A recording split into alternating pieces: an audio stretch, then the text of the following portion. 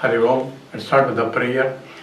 Om Samasta Jana Kalyani Niratam Karunamayam Namami Chinmayam Devam Sadgurum Brahma Vidvaram Vasudeva Sutam Devam Kamsa Chanuramardanam Devaki Paramanandam Krishnam Vande Jagadgurum Tvameva Mata Cha Pita Tvameva Tvameva Bandhuscha Sakha Tvameva Tvameva Vidya Dravinam Tvameva Tvameva Sarvam Amadeva Deva Tvameva Sarvam Gurudeva Deva.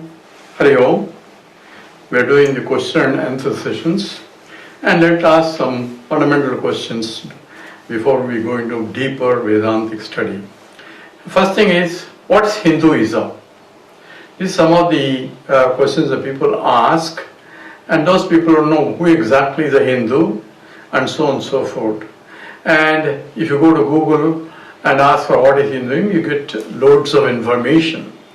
So what exactly constitutes Hindus? And what is Hinduism?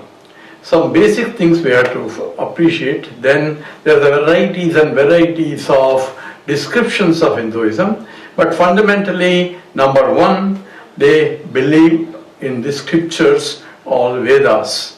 That is the first, or called as Shrutis, because we already mentioned once that Shruti is the knowledge that is passed on, and it's not written by a human being. That's the fundamental faith of the Hindus. It is apaurusheyam, because there is no beginning for it even. And who wrote it? And we just mentioned also, if I ask who wrote physics? Who wrote physics? There are several people contributed to physics. Somebody wrote a physics textbook. That's not a physics. He is not the author of physics. He is only collecting information from already available. So who wrote physics? Who wrote chemistry? That kind of, because chemistry is a science that is being going on, and whatever these new discoveries are being put in. Exactly same way, Vedanta is also a science, and whatever that or revelations are being put in and by the scientists of the earth, we call them rishis, and that passed on to their disciples whatever they could learn from or reveal to them, and that's what is called Shruti. So first, Hinduism is the faith in the belief that Shruti or the Vedas are the fundamental scriptures of the Hinduism. That's number one. Number two is they believe in the law of karma.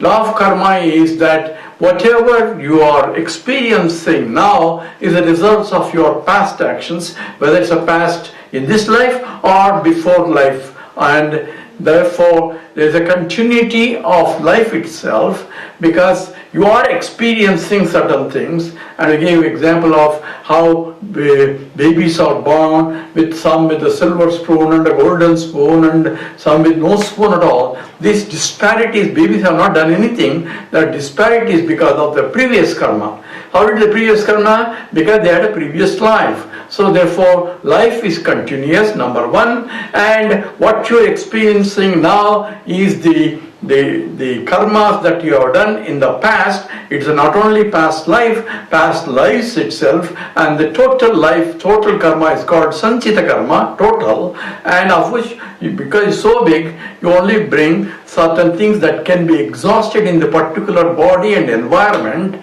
in the loka. Therefore, you enter into a body conducive to exhaust those karmas, and that's called prarabdha karma, destiny. And in the process, as a human being, you have will, therefore you perform an action, and that will have effects, and those are karmas, good or bad, punyam or papam, or merits and demerits, they will be deposited either in the experience here, or will be deposited into your account. Nothing will be wasted. And therefore, there goes back at agami karma, future karmas, and this goes on, and you keep accumulating loads and loads of karmas, and it's only little bit only you brought into this life, and next life, depending upon what are the karmas that are ready to germinate, those powerful karmas will direct where the soul is going to go. So that karma is the fundamental process, and that puts you because of the life now and the next life and so on. So a question always then, when did the first karma started? Is a fundamental question. No first karma starting because there is no beginning for the life. It is eternal cycle. Therefore, it is the birth, the sustenance and the annihilation. This is like a cyclic process. And the time itself is beyond time because it's a never-ending eternal cycle that is set in motion as though, and that is the fundamental principle of the Hinduism also. And how do I get out of this cycle then? Then it's called, for a human being, called Purushartha. It's called Dharma, Artha, Kama, Moksha. These are called Purusharthas, where the goal is to get liberated from this cycle of samsara, cycle of birth and death and birth. This eternal cycle, you can get out of it, and that is called moksha liberation. And what is exactly moksha and how you define moksha can vary within the Hinduism in terms of Dvaita, Visishtadvaita and Advaita. That will come back again later. But fundamentally, all Hindus believe that there is a Purusharthas and karma philosophy and Upanishads as the basic fundamental.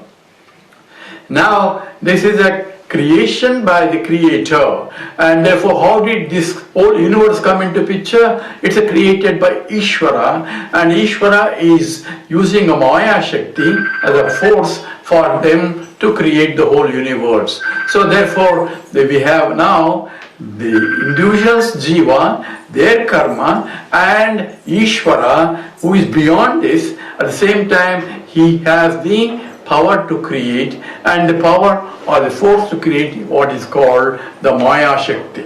Because if I want to do, I need a power. And in the Hinduism traditionally, there are the portfolios for one god only. It's not many gods, one god, but portfolios differ. One is the creative power, then the sustenance power, and the annihilating power, because it's a recycle has to be done. So the creating power is Brahmaji, it's called four-headed Brahma, and the maintenance is Lord Vishnu, and the creation is the Ishvara, Shiva. And for creation, you need a knowledge of creation. So Brahmaji as a consort is a Saraswati, which is embodiment of knowledge. And for maintenance, you need a lot of money. So Lakshmi is the consort of Vishnu, and for destruction, you need a lot of power. And for that, the Parvati or Shakti is the consort of Shiva. So these Trimurtis become a portfolio based on that, one god appearing in terms of three, depending upon what portfolio you have. So that's also part of the Hinduism as a basis. And now we can have many gods in the Hinduism, not because there are many gods, any power, supernatural power that I cannot account or intellect cannot explain, we use as the power of creation, power of destruction, and you have the wind god and we have rain god and all that. These are not phonetic approaches, because anything beyond that I cannot control or given as the power of something higher, and therefore that's part of the gods. But Supreme God is one, and that is what is called the basis of the Hinduism. We go into more details later, but these are fundamentals of Hinduism if you are the Hindu, and there are a lot of rituals and functions and all traditions and all that. We will go into later details, but this is the fundamental aspects of Hinduism. With that we stop. Om Purnamada Purnamidam Purnat Purnamudachyate Purnasya Purnamadaya Purnamivam Sishyate. Om Shanti Shanti Shanti. Harihi Om. Shri Gurubhyo Namaha.